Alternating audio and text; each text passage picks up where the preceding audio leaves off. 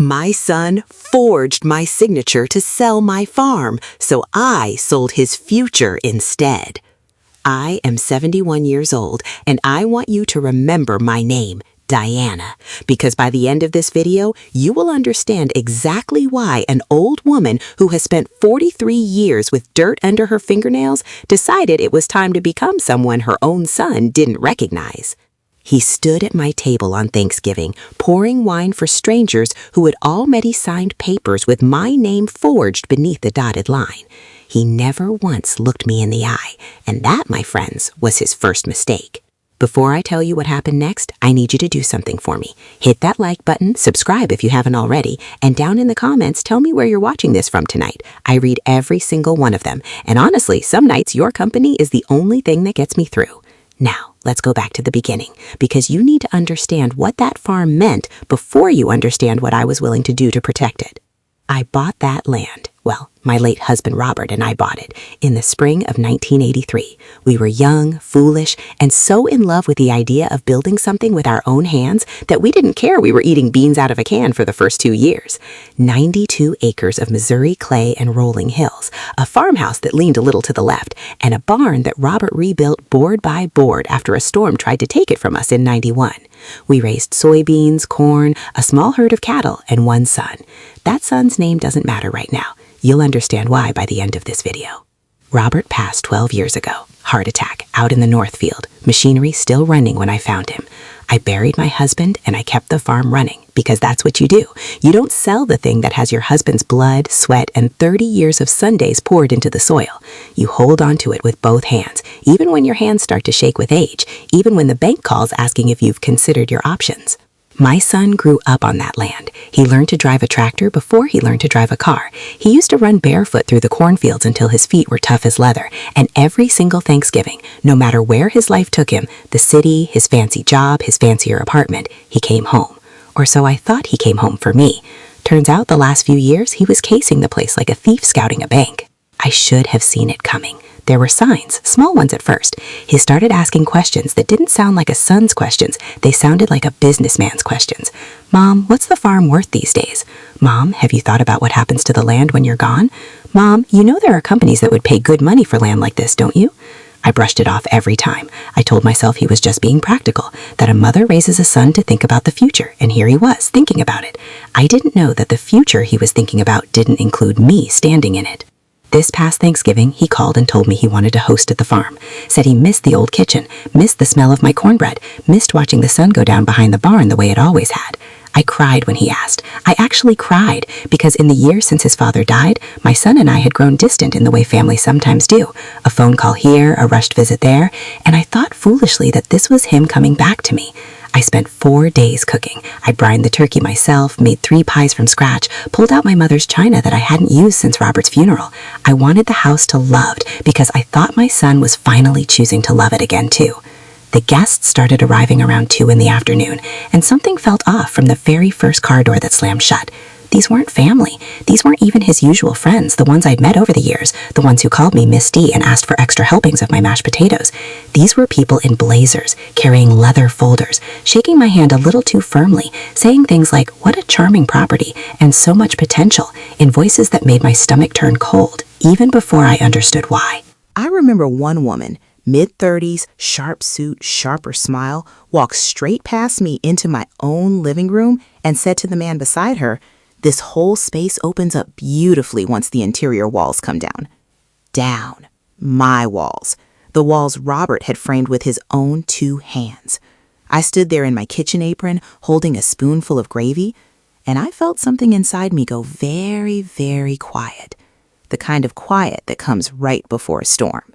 I pulled my son aside in the hallway, the one lined with photographs of him as a boy, missing teeth, holding up a fish nearly as big as he was. I asked him quietly, so as not to embarrass him in front of his guests, "Who are these people?" And he smiled at me. He actually smiled, patted my shoulder like I was a nervous child, and said, "Just some business associates, Mom. Don't worry about it. Go finish the pies." Go finish the pies. 43 years on that land, and I was told to go finish the pies while strangers measured my walls for demolition. I did not finish the pies. I went into Robert's old study, the one room my son hadn't shown his guests because it still had our filing cabinet, our old desk, the drawer where I kept everything important, and I started looking. I don't fully know what I was looking for. Maybe I just needed to feel like I still had some control in a house that suddenly felt like it belonged to everyone but me. That's when I found the folder, manila, unmarked, tucked beneath a stack of seed catalogs like someone had hoped it would never be noticed. Inside was a purchase agreement. My farm, my 92 acres, sold. No, in the process of being sold to a development company for a number that made my hand shake just reading it. And there, on the signature line marked seller, was my name, my signature, a signature I did not write. I want you to understand something about forgery when it's done by someone who has watched you sign your name 1,000 times. Birthday cards, school permission slips, checks written out for his college textbooks. It's not a stranger's clumsy attempt. It's close. It's frighteningly close. Close enough that if I hadn't spent 43 years signing my name on that exact desk, in that exact chair, I might have believed it myself. I sat there in Robert's old chair, the folder open in my lap, and I listened to the laughter drifting in from the dining room. My son's laughter, pouring wine for people who had already agreed to buy land out from under a woman who was at that very moment 40 feet away seasoning green beans for a dinner that was apparently my farewell party, and I was the only one who didn't know it. I did not scream. I did not storm out into that dining room and throw the folder across the table, though God knows every fiber of me wanted to. 43 years of hard living teaches you something valuable. The person who reacts first is rarely the person who wins. I folded that agreement, tucked it into my apron pocket, wiped my eyes with the back of my hand, and I walked back into that kitchen and I finished the pies. I served dinner. I smiled. I even laughed at one of those blazer-wearing strangers' jokes about converting the old barn into an event space. I laughed, and inside, something in me had gone cold and sharp as a blade left out all winter. That night, after the last car pulled out of the driveway and my son hugged me goodbye, told me dinner was wonderful, told me he loved me, he actually said the words, "I love you, Mom," with that forged signature not 12 feet away in my apron pocket. I closed the door, locked it, and sat at my kitchen table until 3 a.m, not crying, planning. Here's something people don't understand about a woman my age. They see the gray hair, the slower walk, the reading glasses perched on the nose, and they assume the fire's gone out. They assume 71 years old means done, means past it, means safe to lie to. What they don't realize is that a woman who has survived widowhood, who has run a farm alone through droughts and floods, and a bank that tried to foreclose on her twice, has exactly the kind of patience and precision required to take someone apart piece by piece without ever raising her voice.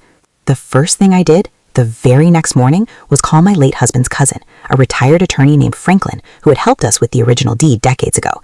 I didn't tell him everything on the phone. I wanted to look him in the eyes when I did, but I told him enough. He met me at the farm within 2 hours, folder in hand, and confirmed exactly what I already knew in my gut. The signature was forged, the notary stamp on the document was fraudulent, likely from a notary who either didn't exist or had been paid to look the other way.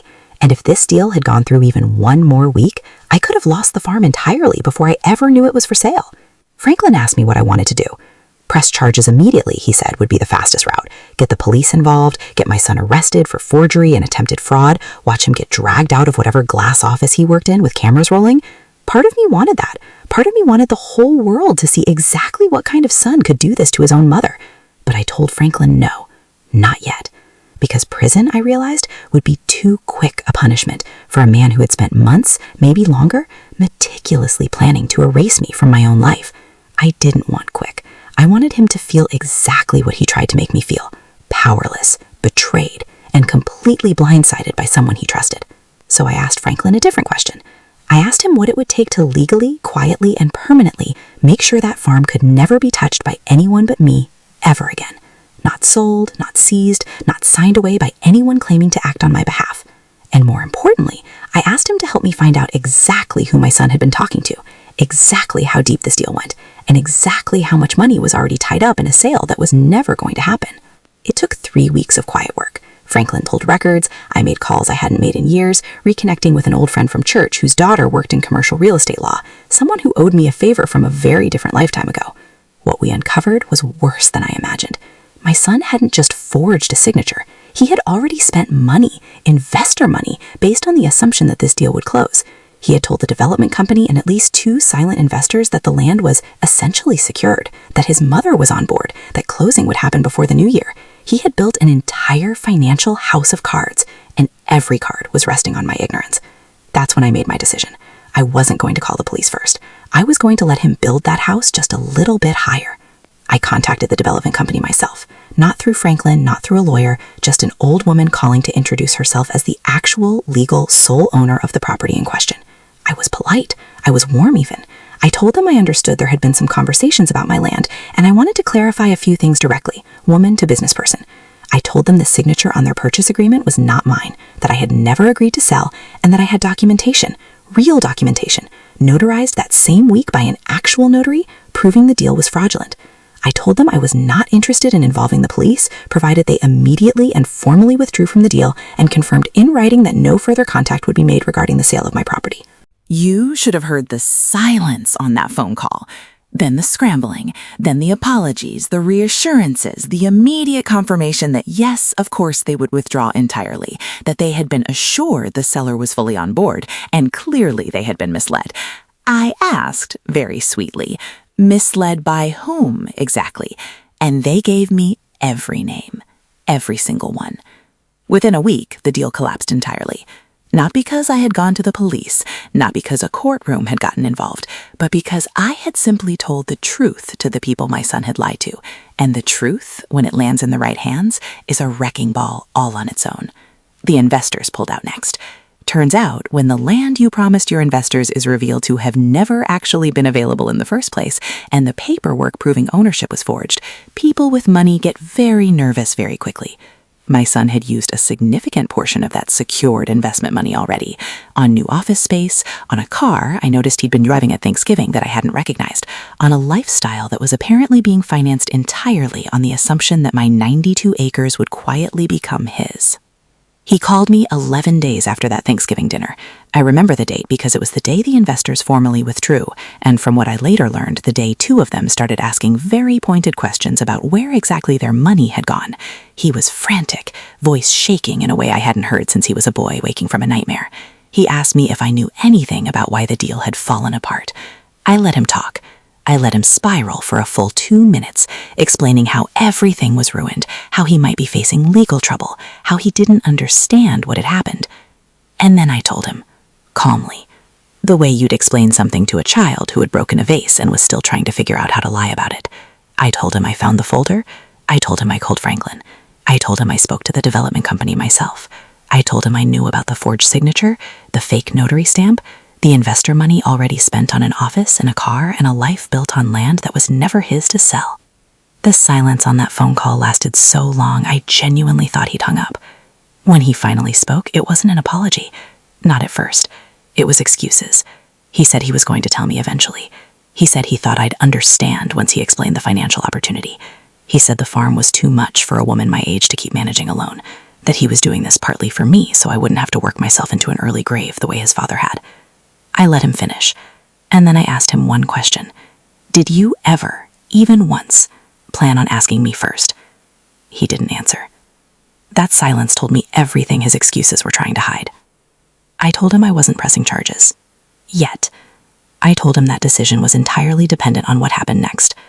I told him the farm would be placed into an irrevocable trust, one that legally could never be sold, transferred, or touched by anyone but the trust's designated caretaker, effective immediately. And I told him, very plainly, that the caretaker was not going to be him. I gave that farm, the land Robert and I built with our bare hands, to a nonprofit organization that trains young veterans in sustainable agriculture, men and women who had already given everything for something bigger than themselves, who needed land, purpose, and a second chance, the way Robert and I once needed those 92 acres to build our whole life. The trust ensures the farm operates in perpetuity for that purpose. No one, not a developer, not an investor, not a son with forged signatures and a guilty conscience, can ever touch it again. As for my son, I did something I imagine surprises a lot of you watching this. I didn't have him arrested, but I also didn't let him walk away untouched. I informed the investors, through Franklin, that if any of them wished to pursue legal action against my son directly for the misuse of their funds, I would not stand in their way. nor would I offer him a single dollar to make it disappear. I removed myself as a barrier between him and the consequences of his own choices. Whatever comes next for him, and from what I hear, at least one investor is pursuing exactly that, is entirely his to carry. I haven't spoken to my son since that phone call. It's been 4 months now. Some nights I sit on my porch, the one Robert built the summer before our son was born, and I let myself feel the grief of it.